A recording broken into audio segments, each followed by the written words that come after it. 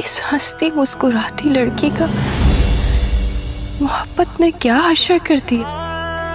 कितनी खूबसूरत थी मेरी रिदा। इज्जत और एहतराम भूल गया क्योंकि तुम मेरे खिलाफ उसके कान ये मैं ज़ारून की बड़ी बहन हूँ, मगर वो सब बिगड़ती हो। फिजा, मैं तुम्हें नहीं छोड़ सकता, फिर चाहे तो मेरा साथ दो या ना दो। जब मैं रिदा को लेने वहां पहुंची तो फिजा और बातें कर रहे थे। इल्जाम मत लगाए। ड्रामा सीरियल शिकंजा की आने वाली नए एपिसोड में कुछ यूँ दिखाया जा रहा है कि अब यहाँ जो है रिदा की तबीयत बहुत ज़्यादा ख़राब हो चुकी है जब से उसने अरहम के बारे में सुना। यहाँ तक कि रिदा जो है वो हॉस्पिटलाइज्ड हो चुकी है। रिदा की तबीयत जो है वो बहुत ज़्यादा ख़राब हो चुकी है। रिदा जो है वो बिल्कुल ही बदल कर रह चुकी है। यहाँ फिज़ा जो है वो रिदा के पास खड़ी है और रिदा को देख देख कर सोचती चली जा रही है कि रिदा मेरी इतनी प्यारी बहन जो कि इतनी खूबसूरत थी और आज उसकी मोहब्बत ने उसका क्या हाल बना दिया है। उसके दिल में अब यही शिकवा है, गिला है मोहब्बत को लेकर के। मोहब्बत कभी भी सच्ची नहीं होती, मर्द हमेशा बेवफा ही होता है और वो कभी अपनी मोहब्बत नहीं निभाता। उसके दिल में यही बात थी कि अरहम भाई जो है अपनी 2 दिन की नई नवेली दुल्हन के साथ कितने खुश नज़र आ रहे थे और यहाँ उन्हें इस बात की फ़िक्र ही नहीं है कि रिदा किस हाल में है और किस हाल में नहीं है। कुछ इसी बात को लेकर रिदा को फिज़ा को जो है वो ज़ावियार से भी गिला शिकवा सोचती है और यही सोचती है कि ज़ावियार ने भी उसका साथ ना दिया इतनी मुश्किल वक्त में और यूँ उसने मंगनी तोड़ दी। यहाँ उसको भी किसी इस बात का दुख ही नहीं हुआ। अभी वो ये सोच ही रही होती है कि इतने में ज़ावियार जो है वो हॉस्पिटल में आ जाता है।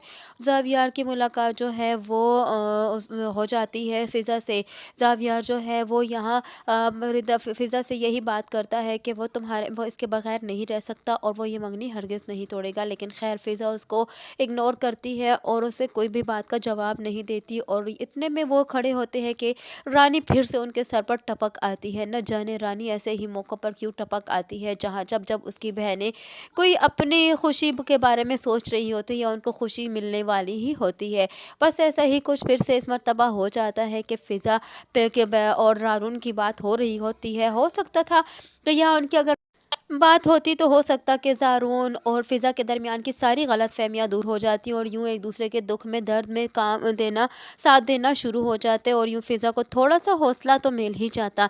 लेकिन खैर फ़िज़ा को तो अब मोहब्बत और इश्क से तो कोई लगाव रहा ही नहीं। उसको अब ऐसा ही लगता है कि ये सिर्फ़ तकलीफ़ के अलावा कुछ भी नहीं देती। ये सिर्फ़ और सिर्फ़ इंसान को ज़ख्म देती है और अच्छे भले इंसान को बिगाड़ कर रख देती है। यहाँ फ़िज़ा इस गम में नहीं पड़ना चाहती अब क्योंकि रिदा को देखकर वो मज़ीद काँप उठी है और पहले ही उसको इस बात का अंदाज़ा हो चुका है कि जब से उसकी मंगनी हुई है ज़ारून के साथ तो उसने एक दिन भी सुकून का नहीं जिया। वो एक शिकंजे में फंस चुकी है। यहाँ रानी की वजह से तो कभी भी वो खुशी हासिल नहीं कर सकते जिस खुशी की वो सोच रखती हैं और जिस खुशी की वो हकदार भी हैं।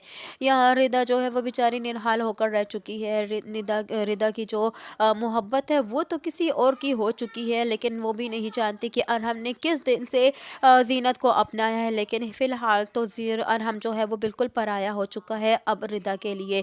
यहाँ फ़िज़ा अब यही दिल में सोचती है कि वो कभी भी उसे माफ़ नहीं करेगी क्योंकि उसने मेरी बहन को तकलीफ़ दी है और इस कदर तकलीफ़ दी है कि मेरी बहन का हुलिया ही बिगड़ कर रह चुका है। यहाँ दोनों बहनें जो हैं वो रानी की वजह से बहुत ही जुल्म सितम का शिकार हुई हैं और दोनों बहनों की खुशियाँ एक दूसरे से ख़त्म एक दूसरे के लिए उनकी एक दूसरे के साथ जुड़ी हुई हैं। अब तो दोनों ही एक दूसरे का गम ही बांटती फिरती हैं। दोनों ही एक दूसरे को जो है वो दिलासा देने के अलावा और कुछ भी नहीं कर सकती। रानी की वजह से उन दोनों बहनों की ज़िंदगी अजाब बनकर रह चुकी है और कुछ रानी के साथ साथ असाकिब की वजह से भी उनकी ज़िंदगी अजाब बन गई है। उनका भाई वही सोचता और वही करता है जो रानी कहती है और सोचती है। रानी जिसको बर्बाद करना चाहे उसे बर्बाद कर कर ही छोड़ती है, उसे कभी नहीं आबाद होने देती। लेकिन रानी नहीं जानती कि जुल्म की भी एक हद होती है। आखिरकार इसकी एक हद ख़त्म होगी और वहीं पर रानी का जुल्म की हद भी ख़त्म हो जाएगी और रानी की सारी हकीकत खुलकर सामने आ जाएगी। और यहाँ ज़ारून भी अब रानी की रिस्पेक्ट नहीं करता और रानी को अच्छी खासी सुना ही देता है जिससे रानी को बहुत गुस्सा आता है और वो फ़िज़ा पर सारा अपना गुस्सा निकालती है और उसे कहती है कि ज़ारून की मैं बड़ी बहन हूँ। लेकिन ज़ारून इस बात की लिहाज भूल चुका है क्योंकि उसको तुम पसंद हो और वो वही करता है जो तुम कहती हो। यहाँ फिज़ा जो है हैरानगी से उसका मुंह देखती रह जाती है, लेकिन उसको कोई जवाब नहीं दे सकती। वो जानती है कि साकिब की वजह से वो मजबूर है और साकिब भाई फिर से उस पर भड़क उठेंगे और फिर से उसे गलत कहने लगेंगे और ऐसी ऐसी बातें सुनाएंगे जिससे वो बर्दाश्त नहीं कर पाएगी। लेकिन यहाँ रिदा जो है वो हौसला हल्की बिल्कुल खो बैठी है और फिज़ा उसे हौसला देने की कोशिश कर रही है, क्योंकि अगर वो उसे हौसला ना दे सकी तो हो सकता है कि रिदा की जान को भी खतरा हो जाए, क्योंकि रिदा ने अब जीने की तमन्ना तो बिल्कुल ही छोड़ दी है। रिदा सिर्फ और सिर्फ जो है वो अब एक कठपुतली बनकर जी रही है, जिंदा लाश बनकर जी रही है। रिदा को तो अब जिंदगी से कोई उम्मीद ही नहीं है। रिदा जो है वो सिर्फ और सिर्फ आराम से मोहब्बत करती थी, अब उसे मोहब्बत कोई किसी की भी नहीं चाहिए और ना ही किसी की मोहब्बत पर उसे आइंदा आने वाले वक्त में कोई उम्मीद होगी, ना ही यकीन होगा। रानी जो कि हर एक से अपनी हमदर्दियाँ बटोरे फिर रही है और सिर्फ अपने आप को सही साबित करते फिर रही है।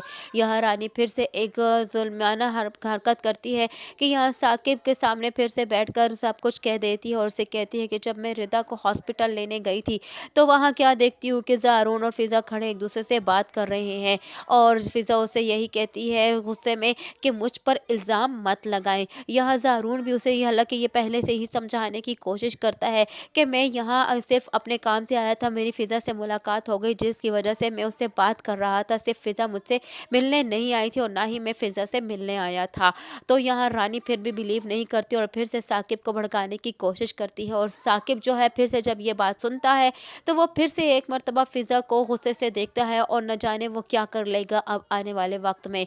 फ़िज़ा जो है वो फिर से अपने आप को बेकसूर साबित नहीं कर सकेगी, क्योंकि वो तो वही सोचता और करता है जो कि रानी कहती है और रानी ने फिर से उसे एक मर्तबा ऐसी बातें कर दी है जिसकी वजह से अब जो है वो साकिब बिल्कुल आपे से बाहर हो जाएगा और फिर से एक मर्तबा फ़िज़ा को ऐसी बातें सुनाएगा जिससे फ़िज़ा बर्दाश्त नहीं कर पाएगी। रानी की वजह से रिदा और फ़िज़ा की ज़िंदगी बर्बाद होकर रह चुकी है। आने वाले नए एपिसोड में क्या होने वाला है यही सब कुछ जानने के लिए जुड़े रहिए अनया रिव्यू के साथ। वीडियो पसंद आई हो तो वीडियो को लाइक करना और चैनल को सब्सक्राइब करना हरगिज़ न भूलिएगा और साथ ही साथ हमारे बेल आइकन को भी प्रेस करना हरगिज़ न भूलिएगा, ताकि हमारा नया आने वाला नोटिफिकेशन आप तक बआसानी पहुंच सके।